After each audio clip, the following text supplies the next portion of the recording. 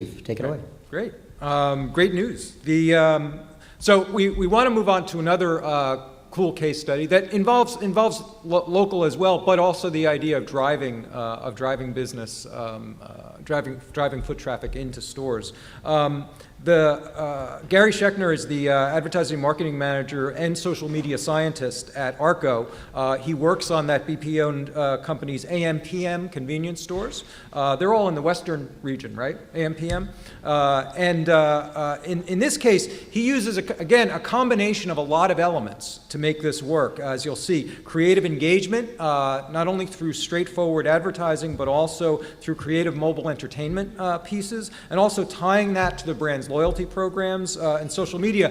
Interestingly, Gary comes into this informed very much by the social side. Again, the social mobile tie-in is something we've been hearing a lot about over the last couple of days. In addition to doing mobile, he oversees the social media practice and the brand, the AMPM brand across Facebook, Twitter, Fourspace, Tumblr, and now Instagram as well. Vine yet? We're toying around with Vine. Yep. Please welcome Gary Schechner.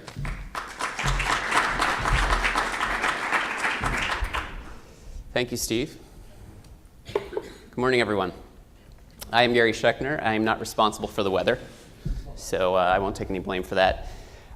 My job at AMPM is to make the world safe for corn dogs, cigarettes, and beer. It's tough. It's a tough role. Thanks for the courtesy laugh. That usually goes over pretty well. And just a quick shout out. Yesterday was Valentine's Day, and I know that a lot of us were away from our loved ones, and my loved ones are actually watching this now live streaming, and so this is a quick Valentine hello to Denise, Tyler, and Ella. So, hi guys. So I thought it would be terrific if we started with a cartoon, and I found this one out on the worldwide interweb. And for those of you who can't read this, I apologize, so I'll read it to you. It says, "We need to stop hemorrhaging cash, reinvent the company, rebuild our reputation, and win back 150 million customers. Is there an app for that?" And I think that a lot of us in the room can probably identify with this, because this was the nagging question that I was getting for the last 2 years from my franchisees. Do we have an app yet? What are we doing for the app? And you know what it reminded me of? It reminded me of actually back in probably the late 90s. Do you have a .com site yet? Are you .com? Do you need to put a .com at the end of your ads to drive people to this website? And so, you know, it kind of reminded me, as this morning I was at Starbucks practicing my presentation. It's ironic that the David Burns Talking Heads song came on. How did we get here? What is this beautiful story? So this is for those of you in the room who have been in mobile for a while, you may actually recognize all of those models. You may have actually had one of these phones at some point in your life. I think I can account for 4 of them, not the brick phone on the left. But maybe the better story to tell you is to tell you a little bit about our brand. And AMPM, for those of you who aren't familiar with it or maybe more East Coast based, we're a West Coast based brand of convenience stores. We're affiliated with the Arco brand of fuels, and as Stephen has said also, we are affiliated with BP. We're owned by BP. We have about 950 locations throughout the 5 western states. We have about a 35-year history with the Arco brand, so you will only find AMPMs associated with an Arco. We don't have a standalone like, say, the 7-Elevens of the world, but you'll never find another convenience brand at an Arco gas station. We target, probably most evidently for most of you in the room, a male, 18 to 34, who we affectionately call Bubba. Bubba is usually somebody who, again, is affiliated with, say, the blue-collar industry, construction, for instance. So during the economic crisis and the housing issues that we had, our industry really took a hit. But let me show you a little bit more about the brand, because I think that once you have a chance to see some of our advertising, you'll get a sense for what the tone of our brand is. Bear with me for a second. While Eric said he doesn't like PowerPoint, at least he had the ability to play videos within his. So here's 3 TV spots that we've recently created for our brand.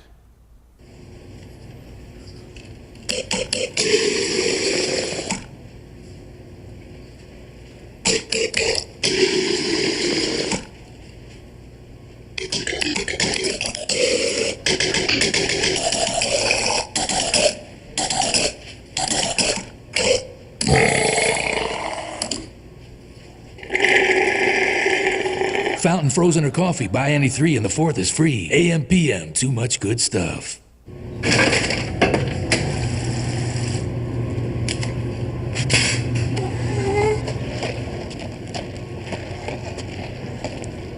2 coffees and 2 sodas. That's right. Oh, now is when you pay.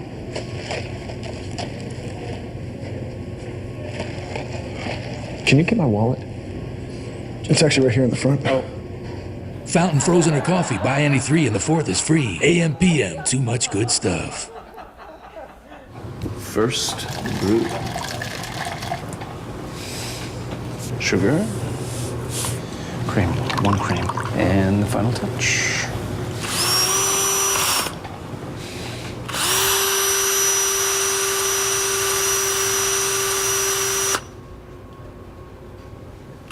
Now take your favorite coffee drinks to Pumpkinville with pumpkin spice creamers, cappuccinos, and more.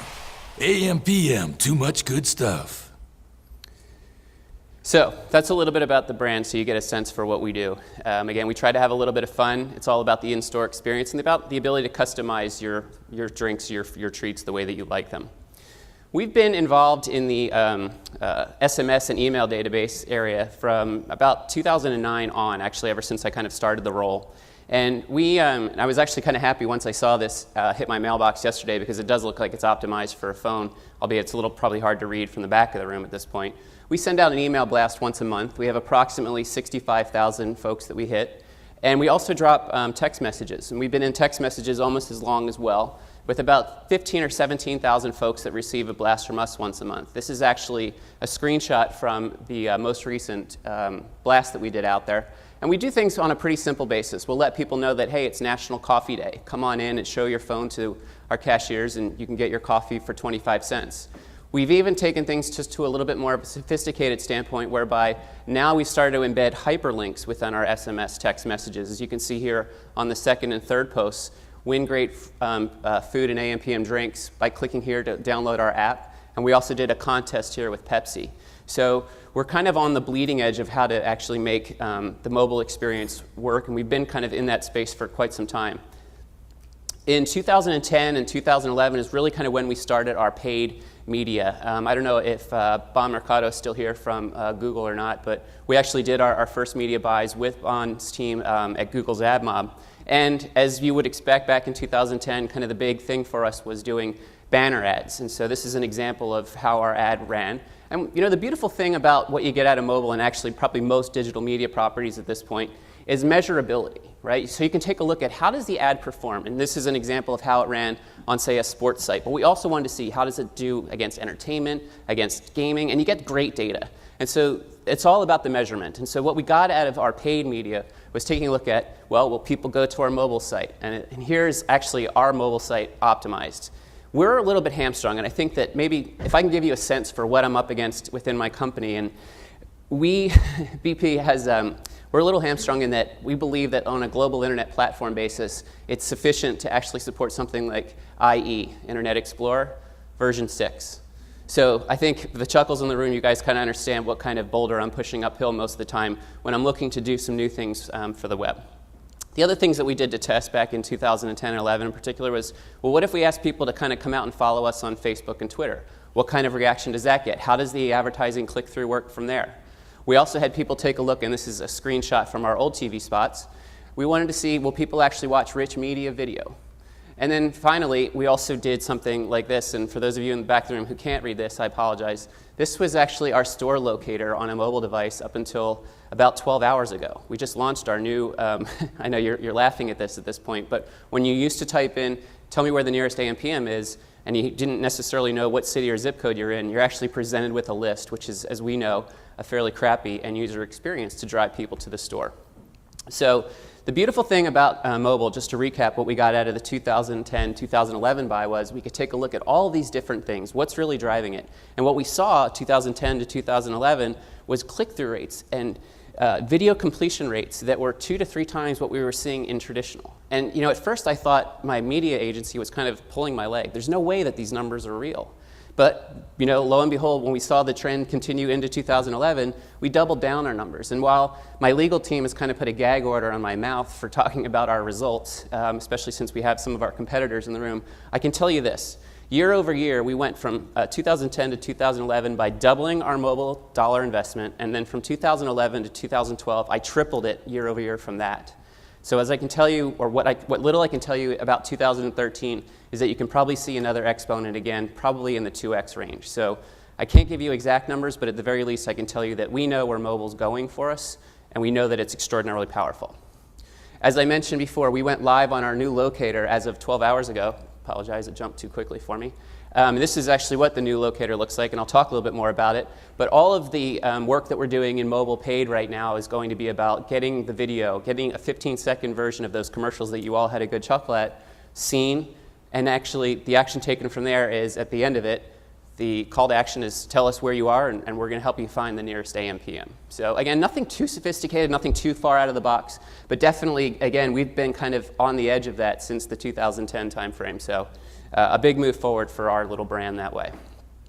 But the question I think a lot of you ask is that how do you make mobile a bigger part of the entire advertising story?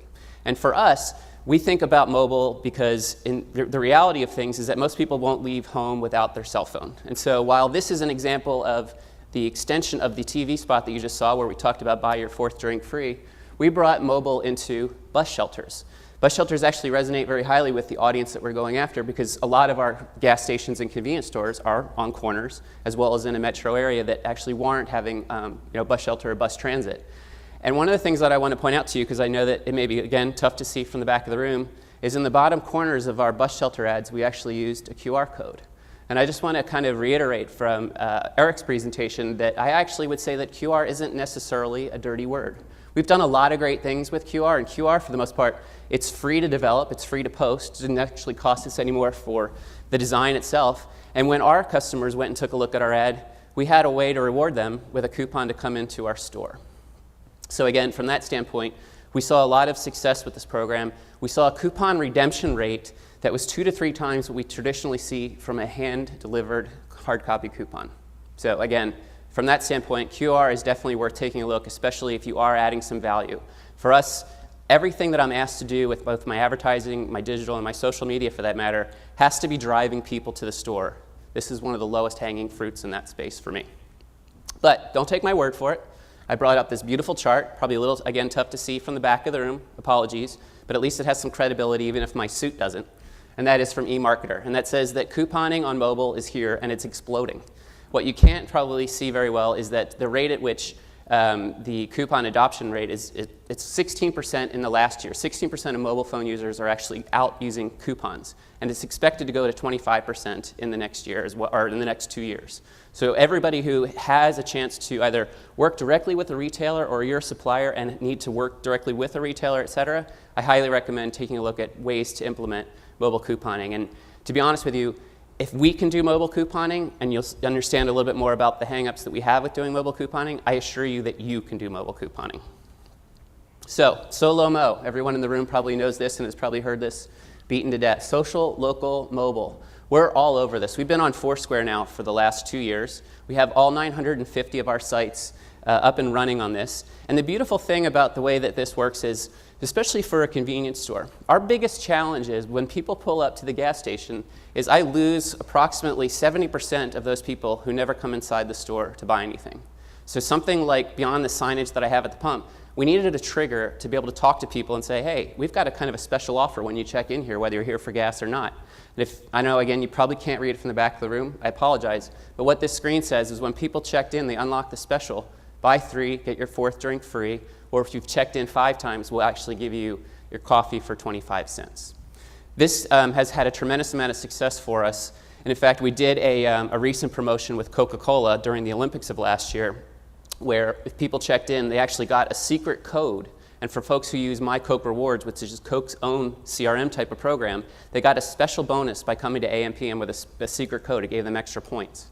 And we saw basically 100% check-in rate, or I should say 100% unlock rates of their check-in. So if there were about 30,000 people in a 2-month period that checked in, all 30,000 people unlocked that special. So if you're not actually thinking about Foursquare and you are a retailer, it doesn't take much effort. It's a pretty seamless way of registering your sites. And for somebody like us, like for instance, if we have a franchisee that's going to do something like a customer appreciation day and want to tout the fact that, hey, if you come in on Saturday between the hours of 12 and 2, we're going to have the Laker girls or we're going to have hot dogs at 2 for $2, we can actually use the Foursquare tool to enable them to actually market at that level to their customers or the people who are visiting their sites. And so this is an extraordinarily powerful and I think underused tool by a lot of retailers, and we're happy that it's been working for us.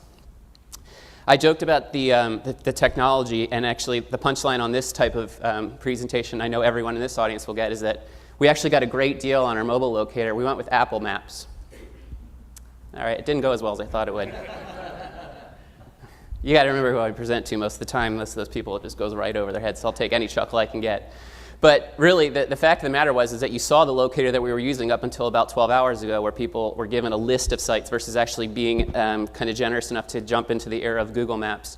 And so now when people go to m.ampm.com, or if you're just on your mobile phone, just typing in ampm.com, you can search by store. But we also made it easy for people to find out, hey, is there a car wash there? We've actually got a partnership with Chase, so most of our AMPM locations have a Chase ATM inside. And we're going to be going with MoneyGram as one of our partners. And we'll have the ability to allow people to go and search our sites for the type of services that they want. And so this is a huge step forward for us. In fact, my brand, of all of the brands within the BP family, my brand is the first kind of pushing forward with this. And so to Eric's point earlier, and I apologize I keep calling you out on this, every time I was told no within my company, we don't have it yet, I've kind of ignored it. When you're the flea of the tail of the dog, it's very easy to kind of get away with these things. I kind of do these things first, and then we get the permission later on the back end. So blazing the trail, as it were. Apologize for another eye chart, but the summary here, again, another e-marketer notice, is the fact that mobile, I should say social is now mobile, right? Facebook, I think, came out with their statistics recently that said about 60% of the people that come to the Facebook page now or experience Facebook are actually doing it over their mobile phone. And so we've actually taken that to heart, and we took it to heart probably about 2 years ago as we got serious ourselves about social. This is a quote from Eric Schmidt from 2010, and it's already out to date. But for those of you in the room, and I'm sure many of you are probably well engaged in the social arena, every 2 days we create enough information since the dawn of man to 2003, excuse me. But the way that you can actually look at that now is that you could actually say it's up until the dawn of man till 2011. I mean, it's the way that the information is out there, the way that the information is exploding, it's incredible. The eye chart that we have on the upper right corner of the slide is all of the social media platforms that AMPM is involved with. I launched us with Facebook and Twitter and YouTube, and then we've kind of run in with Foursquare, Instagram, Tumblr. We don't have Pinterest up there yet because we haven't officially kind of marketed ourselves there. As well as the My New Space. I don't know if anyone has had a chance to kick the tires of the MySpace, the new MySpace place, but we believe that actually, given who we're talking to, these young digital millennials, this is probably where they're going to be headed to in the next couple of years. Some really fun statistics that I always like to throw around and update. 1.2 billion Facebook users. I know that when we take a look at YouTube, that there are 500 years of YouTube consumed every day via Facebook. And according to, I think it was Bon yesterday, said that 25% of all YouTube is actually consumed on the mobile phone. On Instagram, 5 million images are uploaded every day. And on Twitter, there's a tweet, or every second 750 tweets are shared. I think that the gentleman in the back room who's been tweeting for the event is actually probably going to give that a run for its money right now. So we know that basically social is here to stay. We know that this is kind of where our audience is, and this is one of the best ways for us to go and create an engagement experience. More data from the eMarketer folks. What you're seeing here is the red line would be the Twitter average users per day, and then the black line is the Instagram users per day. And in the October timeframe, or I should say September timeframe of 2012, Instagram overtook Twitter. I mean, that number is, it's incredible how quickly Instagram has kind of taken hold. And it's funny, when I go and make this presentation to my franchisees who aren't necessarily the most technically savvy, I have a show of hands in the room to see how many of them kind of understand that, there's this thing called Facebook and Twitter, and then you start to kind of lose people when you talk about things like Instagram and Tumblr. But the way that I kind of explain it to them is that, do you have children? Do you have children between the ages of 10 and 20? And if you do, they're on Instagram, and the reason for it is because you're not. And so all of a sudden, you draw people into the conversation that this is kind of the place that conversation seems to be happening and where we need to be. So we think of social as the ultimate in terms of mobile engagement. I won't necessarily take you through a ton of our examples, but I did want to show you the way that we kind of stumbled upon things. And for those of you in the room who haven't started to use Instagram, It's a mobile phone-based social network, and it's all about photo sharing and tagging.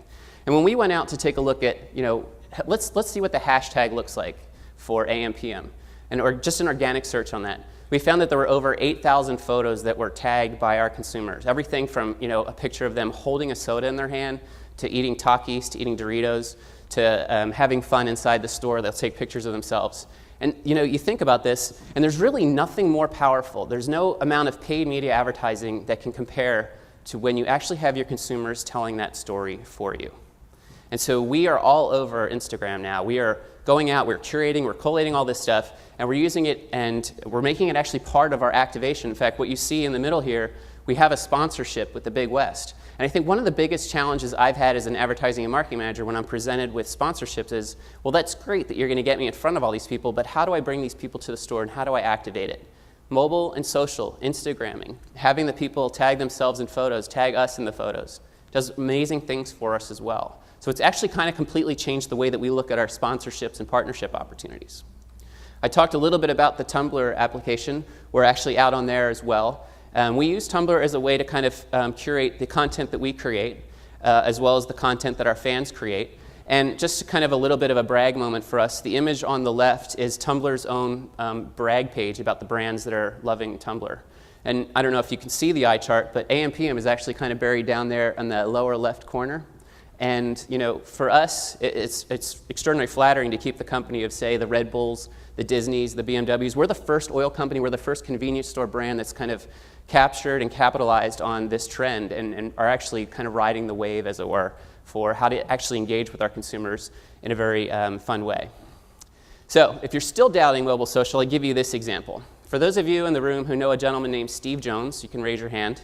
I didn't know him, but he's evidently a B or maybe even C-level celebrity in the LA area. I think he's done some kind of reality show at some point. But he's got 115,000 followers. So Steve Jones goes into an Arco AMPM somewhere in Los Angeles, and I've blocked out the name to protect the not-so-innocent, and he takes a picture of what our restroom looks like. And for those of you in the room who can't read the tweet, I'll read it to you. Hey, Arco, on blank, sort your loo. It's like being at Tommy's Flat in Trainspotting. So for those of you who didn't see the movie Trainspotting, it starred Ewan McGregor, and it was the tale of a group of people kind of coming down from a heroin kick. So as you can imagine, it's a pretty graphic movie, and I thought that the reference was quite brilliant. I also do love the fact that he used the word loo. So I gave him credit for that. So our team got on this actually right away, tweeted him back with a picture of what the toilet in the room looks like when it's clean. And Steve actually did us the favor by replying and telling all of his fans and followers, next time I'm passing, would you mind if I popped in to eat my food off that floor? Very impressive. And I have a ton of examples of stuff like that, not dirty bathrooms, because that obviously wouldn't be a whole lot of fun, but the way that we've kind of picked up and engaged with our audience. So it's not just a function of having the Facebook page and the likes. We've done that. I ran the likes from 3,000 to over 250,000 in a year. It's great. It's fun to have kind of seeing the numbers explode like that. It's about the engagement.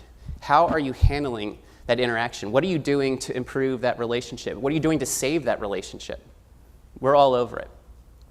But let me jump into a quick video before I jump into the last thing I'm going to present. Give me 1 second.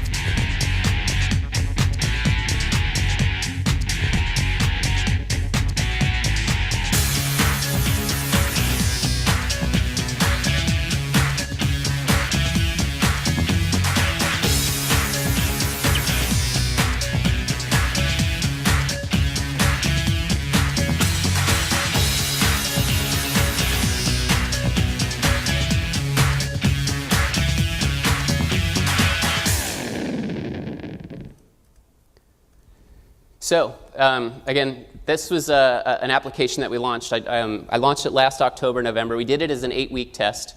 It was a mobile app, and again, this was kind of the punchline to the cartoon we saw at the beginning of the presentation. And what we were trying to do is we were trying to get people to enjoy the store experience and bring them back to the store. And so we knew that from past activation that if we did something like a game of chance, a scratch and win type of card, like a lottery, we would get a pretty good rate of involvement. We were debating on whether or not we would go out with like a game of skill where you had to level up versus a game of chance. And game of chance was the way we decided to go out with it. We supported it with a lot of signage inside the store, a small amount of paid digital media, AMPM's webpage, and a host of other social media properties. You saw within the video how things worked. As soon as you downloaded the app, whether you were at the store or not, you had 3 game pieces. Chances are a 1 in 3 chance of winning, which would actually bring you back to the store. And if you matched all 3 of those items, that's the prize that you won. We were very fortunate to have a sponsorship with Coca-Cola where they brought in Free Nas, which is an energy drink, as well as vitamin water. And those were kind of the highlights, as well as we gave away a bunch of Apple prizes. The prize redemption process is a little bit challenging, and this is kind of the big learning for you, for those of you in the room who have the ability, the lucky ability at retail, to scan a smartphone screen. We didn't have that, and so we needed a way to make it as easy as possible, because as a convenience store, you can't have people waiting in line to not only redeem something, but also create a frustrating experience for the redemption. So what we did was, on the winner screen, we had the ability to show people, or I should say, show the cashiers, you have to follow these 4 steps. You scan the product, you hit one button, you type in 7 numbers for the prize, and then you hit total, and it's all good. The other thing that we had to do is we had to create an auto expiration date on this so that people wouldn't game the system and keep coming back to the store over 8 weeks to get a ton of free drink. And so we actually put an expiration date on the coupon itself. So even if someone took a picture of their screen and tried to show it 3 days later, at least the cashiers had a way of saying, sorry, this is already expired. We can't accept that as a valid entry. So again, QR is not a dirty word. When you actually build in the functionality within the app to enable the phone itself to capture a QR code to download more things, it creates a much easier experience for the customers themselves. And for my last slide, I just wanted to kind of take you through, I can't divulge the numbers that we saw, but I will say they were huge.